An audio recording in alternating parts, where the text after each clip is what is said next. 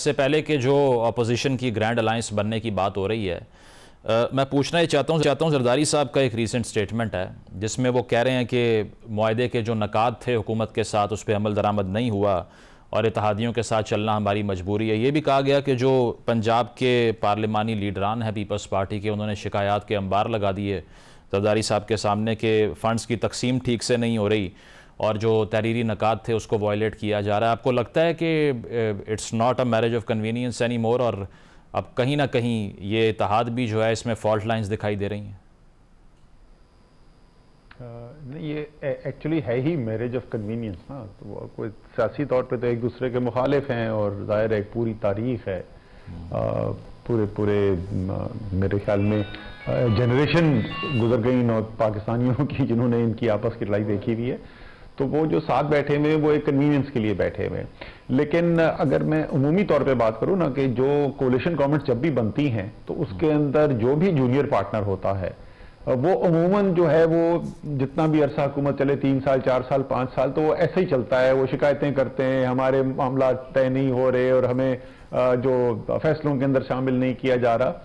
तो एक और ख़ास तौर पे पंजाब के अंदर जहां पीपल्स पार्टी की बिल्कुल सियासत ख़त्म हो चुकी है, वो अपने लिए स्पेस बनाने की कोशिश करें, तो पंजाब के अंदर जब पीपल्स पार्टी वालों के साथ बैठेंगे तो आपको हमेशा उनसे मुस्लिम लीग नून की ज़्यादा मुखालफत नज़र आएगी बनिस्बत सिंध के अंदर, क्योंकि उनका कोई मुकाबला नहीं है। सिंध के अंदर मुस्लिम लीग नून हैसियत नहीं रखती।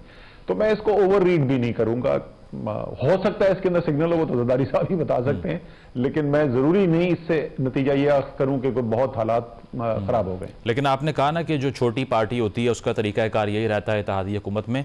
जो खबरें हमने इलेक्शन के बाद सुनी थी उसको अगर रीविजिट करें कि पीपल्स पार्टी ने उस वक्त जो है वो अप्रोच किया तहरीक इंसाफ को कि मिल के गवर्नमेंट फॉर्म कर लेते हैं, वो एक सीरियस एफर्ट थी? पीटीआई ने गलती की उसको रिजेक्ट करके या सिर्फ मीडिया की कंजम्पशन के लिए था? ऐसा कुछ होना था ही नहीं?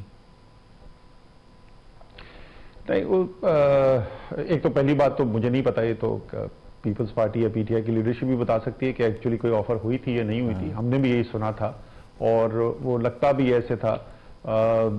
अगर आप पीपल्स पार्टी के नुक्ता नज़र से देखें तो वो तो शायद ये भी दावा करने में गलत नहीं होंगे कि भाई सीट्स तो हमने ज़्यादा जीती नहीं है तो मुस्लिम लीग नून को क्यों हुकूमत मिली है। लेकिन मुस्लिम लीग नून जो है वो उनके साथ जूनियर पार्टनर बैठने के लिए नहीं राजी हुई। उनकी शायद निगोशिएटिंग पोजीशन उनके पास कुछ निगोशिएट करने के लिए बेहतर था। पीटीआई का जहां तक ताल्लुक है, इसके अंदर देखिए हुकूमत के अंदर तो पीटीआई बैठ नहीं सकती पीपल्स पार्टी के साथ, ये तो उनकी सियासत के लिए जो है वो बिल्कुल ही जहर होगा। लेकिन ये अगर मौलाना साहब एक्सेप्टेबल हो सकते हैं सो व्हाई नॉट जरदारी साहब? नहीं, एक्सेप्टेबल साथ काम करने के लिए मुख्तलिफ, वही अगर आप मेरी बात मुकम्मल होने तो आपको समझ आ जाएगी मैं ये क्या कह रहा हूँ। साथ हुकूमत में नहीं बैठ सकते किसी सूरत में भी जो है, मेरे ख्याल में, मेरी जाती अगर मुझसे मशवरा करे तहरीक इंसाफ तो साथ हुकूमत में तो बिल्कुल सोचना भी नहीं चाहिए। लेकिन जिस चीज के ऊपर गौर किया जा सकता है वो ये है कि अगर पीपल्स पार्टी को प्राइम मिनिस्टर इलेक्ट करने के लिए वोट दे दिया जाए, हुकूमत में शिरकत ना की जाए, जिस तरह आप समझे कि जिस तरीके से अभी पीपल्स पार्टी ने मुस्लिम लीग नून के साथ किया ना, वो हुकूमत में उन्होंने उहदे नहीं लिए, काबीना की पोजीशंस नहीं ली, लेकिन उन्होंने वोट डाल दिया प्राइम मिनिस्टर के लिए और उसके बदले में कोई कंसेशंस निगोशिएट करवाए जाएं। जिन चीजों की डिमांड्स तहरीक इंसाफ करती रही है वो बातें जो हैं वो पीपल्स पार्टी से मनवाई जाए। अगर वो मानने को तैयार हो तो इस किस्म की कोई निगोशिएशन मेरे ख्याल में इसके अंदर कोई खराबी नहीं हो। तो क्या आपका इशारा कोई इन हाउस चेंज की तरफ है कि वो भी पॉसिबल है अगर पीटीआई पीपल्स पार्टी एक पेज पर आ जाएं और वजारत उज़्मा का वोट गारंटी कर दें तो नून लीग की छुट्टी हो जाएगी? हो सकती है ना, अददी तौर पे अगर आप देखें जो नंबर्स हैं उसके मुताबिक तो ये हो सकती है।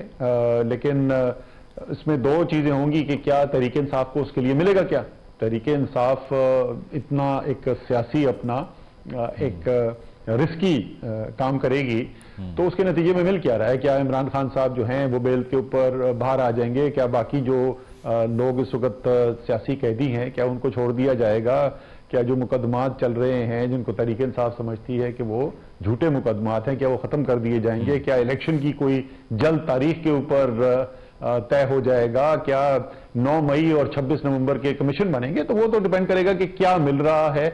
अगर ऐसी कोई चीज मिल रही हो तो एक तो चीज ये तहरीक इंसाफ के पॉइंट ऑफ व्यू से, दूसरी तरफ जो पीपल्स पार्टी के, क्या उनके पास ये इंडिपेंडेंट इख्तियार होगा क्या ये वो कर सकते हैं और क्या इसकी उनको इजाजत दी जाएगी या नहीं, वो एक दूसरा बड़ा सवाल होगा। ठीक है, सुप्रीम कोर्ट में असद साहब रिसेंटली एक आर्ग्यूमेंट दोबारा रीसरफेस हुआ जो बाजवा साहब की एक्सटेंशन के बारे में था। हमने पहले भी इस पर बात की, आप भी तब तहरीक इंसाफ का हिस्सा थे और even vote of no confidence के बाद भी उन्हीं दिनों में आपकी एक प्रेस कॉन्फ्रेंस में भी आपने कहा था कि अगर एक्सटेंशन का मसला था तो वो हम भी ऑफर कर रहे थे, if I am not wrong.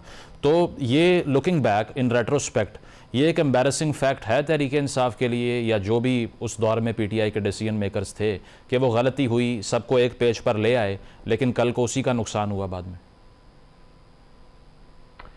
देखिए, उसूली तौर पे, और ये तकरीबन तमाम सियासतदान यही कहेंगे आपको बात, कि उसूली तौर के ऊपर एक्सटेंशंस नहीं होनी चाहिए, और एक्सटेंशंस होने की वजह से मुश्किलात पैदा होती हैं, तो वहाँ तक तो तनकीद जायज़ बनती है। बट वो जो एक सूरत हाल जिसके अंदर हुकूमत चल रही थी और जिस तरीके से उस वक्त सियासत चल रही थी, उस वक्त वो फैसला ठीक नज़र आता था। लेकिन उसूली तौर पे कोई भी एक्सटेंशन जो है वो उसके अच्छे नताइज नहीं आते।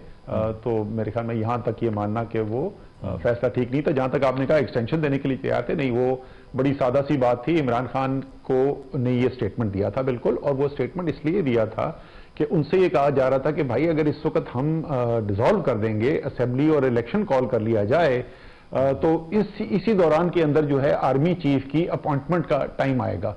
तो आर्मी चीफ अपॉइंट किया जाए एक इंटरिम गवर्नमेंट से, एक निगरान हुकूमत से, ये तो मुनासिब नहीं है। तो उस पर उन्होंने कहा था कि अच्छा ठीक है, फिर इसको 2-3 महीने की एक्सटेंशन दे दें, जब तक इलेक्शन के रिजल्ट होकर नई हुकूमत जो भी आती है वो फैसला कर दे कि परमानेंट आर्मी चीफ कौन होगा। और इस फैसले पे चूंकि उस वक्त आपके पास तो डायरेक्ट इन्फॉर्मेशन भी होगी, मियां नवाज शरीफ साहब राजी थे ये करने के लिए? कहा गया कि वो रिलक्टेंट थे, उनको मनाया गया, प्रेशराइज किया गया? पता नहीं, मुझे बिल्कुल इसका पता नहीं कि मुस्लिम लीग नून की साइड पे क्या हो रहा था। वहां पे हमें तो अपनी तहरीक इंसाफ की साइड पे पता था कि क्या हो रहा है, मुझे नून का नहीं पता। चलें, जो अपोजिशन का अलायंस बन रहा है, अब इस पे आपको लगता है जो सरबराही का मसला है वो आसानी से हल हो सकता है? जब भी कोई अलायंस बनता है हर कोई एम्बिशियस हो जाता है। चकजई साहब भी हैं, शाहिद खान साहब भी हैं, मौलाना साहब भी हैं, आपकी भी इंगेजमेंट्स रही होंगी मौलाना साहब से। टेम्परामेंट है उनका कि अगर वो किसी और को ये अलायंस की जिम्मेदारी सौंप दी जाए तो वो उसके अंडर ऑपरेट कर लेंगे? अच्छा, मजे की बात यह है कि जैसे आपने कहा कि जरूर रही होंगी, मेरी आज तक मौलाना फजल रहमान से कभी मुलाकात नहीं, कभी एक दफा भी।